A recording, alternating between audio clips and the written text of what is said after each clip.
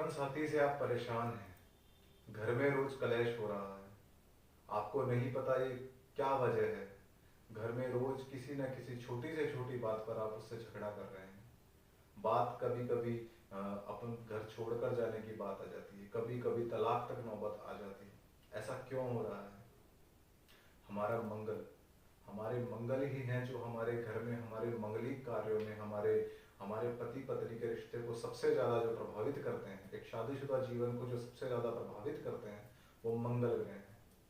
आइए आज मंगल ग्रह के बारे में ही जानते हैं। सर्वधर्मान् परित्यज्येत् मामेकं शरणं व्रज, अहम त्वा सर्वो पापेभ्यो मोक्षयिष्यामि मा शुचि। प्रिय दर्शकों, स्वागत है आपका एक बार फिर से हमारे इस YouTube चैनल पर सॉल्यूशन विद एस्ट्रोलॉजी में, जहां पर आपको जीवन जीने की सही राह और सही तरीके बताए जाते हैं। तो इन्हीं जीवन के अच्छे रास्तों की तरफ चलते हुए आज आपको एक ऐसी चीज के बारे में बताएंगे जो आपके जीवन में बहुत ज्यादा काम आने वाली है। तो चलिए जानते हैं ऐसी क्या है वो चीज।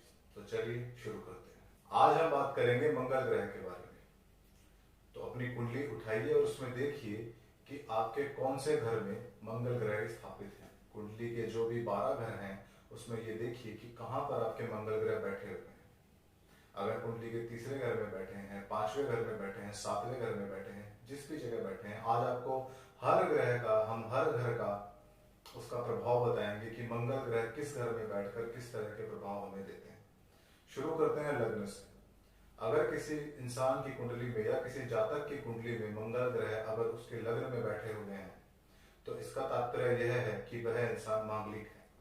आपने देखा होगा कि कई बार हमें कहा जाता है, पुजारी जी, हम जब हमारी शादी के समय लड़के लड़की कुंडली मिलाई जाती है तो उसमें से किसी एक को वो कह देते हैं कि लड़का या लड़की मांगलिक है और इस वजह से वो आपस में विवाह नहीं कर सकते।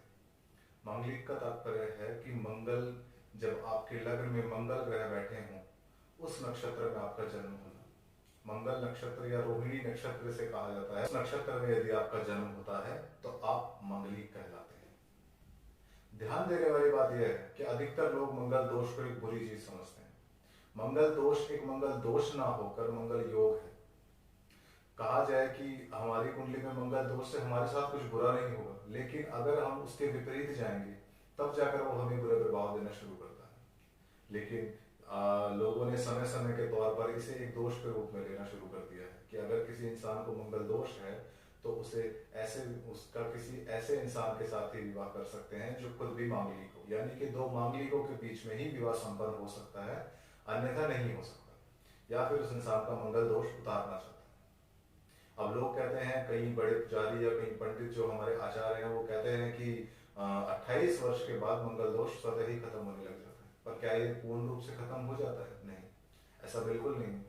मंगल दोष आजीवन आपके साथ रहेगा और अगर आपने किसी ऐसे इंसान से शादी की है जो मांगलिक नहीं है तो समय समय पर आपको इसके दुष्परिणाम देखने को मिलेंगे। अब कभी आपने देखा होगा कि घर में कलेश रहता है, घर में एक दूसरे की बनती नहीं है, घर में अगर पैसों की किल्लत रहती है, आप सब कुछ, आपका व्यवसाय अच्छा है, आपका व्यापार अच्छा है, आप अच्छी जॉब करते हैं, फिर भी घर में पैसा नहीं जुड़ता और ये सब शादी के बाद अगर शुरू होने लगा है तो कहीं ना कहीं दोनों में से एक इंसान मांगलिक है, इस कारण से ये हुआ है।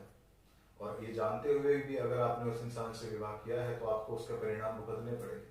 लेकिन जरूरी नहीं कि मंगल हमेशा दोष ही दे, यानी कि वो हमेशा बुरे ही प्रभाव दे। अगर आप मांगलिक हैं और अगर आपकी शादी नहीं हुई होती या आपकी शादी ऐसे इंसान से होती है जो कि मांगलिक है तो आप एक अच्छे योग में प्रवेश कर जाते हैं और उसके उपरांत आपको समय समय पर, या कहें कि आपके तरक्की के रास्ते अच्छे तरह से खुल जाते हैं और आपको जो चीज आपको चाहिए थी वो मिलना शुरू हो जाती है। अब बात करते हैं यदि मंगल ग्रह हमारे पांचवें घर या पांचवें भाव में बैठे हैं। हमारे पिछले वीडियो में भी हमने आपसे बताया था कि इस वीडियो में हम आपसे पांचवें घर के बारे में बात करेंगे। पांचवा घर जो कि प्यार, पिता और पैसे को दर्शाता है।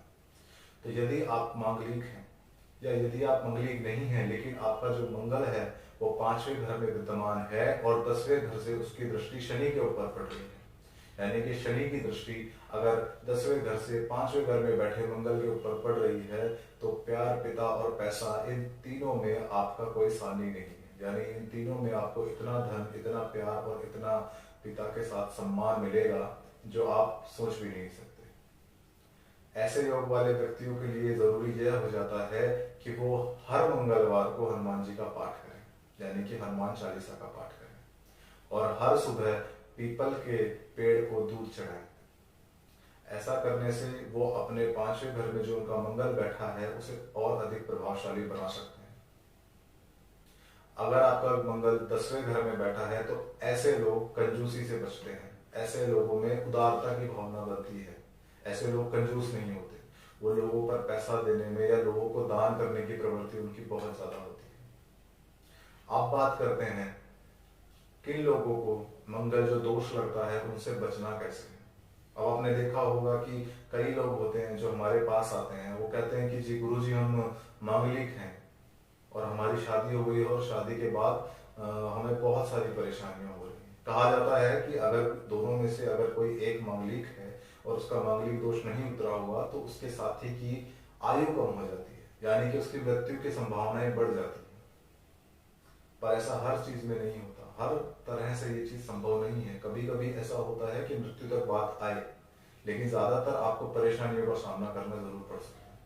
तो बात करते हैं कि अगर आपने शादी कर चुके हो, अगर आप शादी कर चुके हो, आपका दोष नहीं उतरा है अभी तक और आप जीवन में परेशानियां झेल रहे हैं और आपको पता है कि ये मेरे मंगलिक दोष होने के कारण हो रहा है, तो आपने क्या करना है?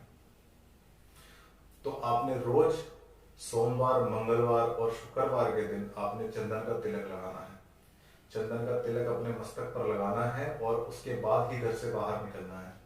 शाम को आकर एक लोटे में, एक तांबे के लोटे के अंदर आपने पानी भरना है और उसे नहाने के बाद ले जाकर उसे पीपल के पेड़ पर चढ़ाना है अगले दिन। ऐसा करने से आपका जो दोष है वो उतरेगा तो नहीं, लेकिन स्वतः धीरे धीरे उसके जो प्रभाव है वो कम होने शुरू हो जाएंगे और जो दुष्प्रभाव है वो अच्छे परिणामों में बदलना शुरू हो जाएंगे।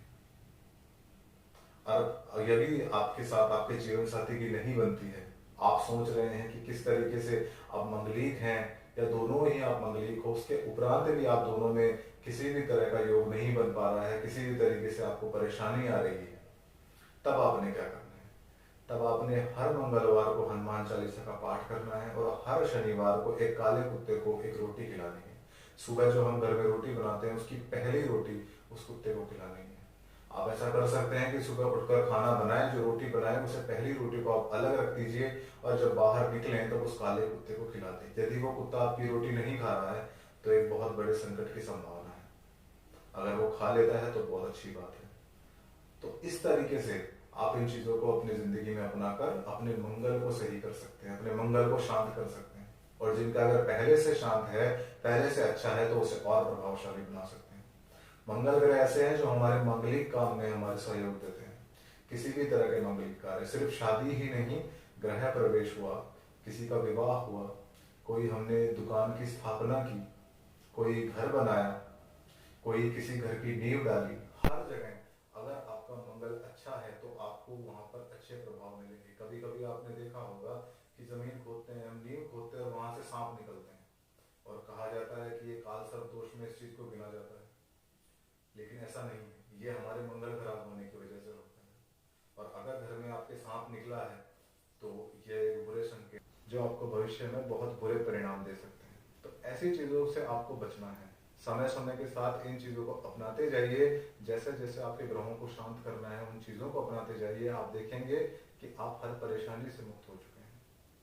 इसके अलावा भी अगर आपको यदि किसी भी तरह की कोई समस्या हो, आपका जीवन साथी आपसे नहीं मान रहा हो, आप अपने जीवन साथी से पुनः मिलना चाहते हो, किसी भी तरह की कोई परेशानी आ रही हो, तो नीचे दिए गए नंबर पर हमें कॉल करें। कॉल कर हमें परामर्श लें और हमसे पूछें, हमसे जानकारी लें कि किस तरह आप उससे वापस अपनी जिंदगी में ला सकते हैं। एक छोटे छोटे उपयोग, छोटे छोटे आपके कुंडली में जो छोटे छोटे दोष हैं, छोटे छोटे जो कुंडली में आपके ग्रहों के जो प्रभाव पड़ रहे हैं, सिर्फ उन्हें बदलने के मात्र से आप देखेंगे कि कैसे आपका जीवन बदल सकता है। कैसे वो इंसान जो आपके साथ बात नहीं करने को तैयार, कैसे आपकी ओर खिंचा चला आता है। इसी के साथ आज के अध्याय को हम विराम देते हैं। नमस्कार।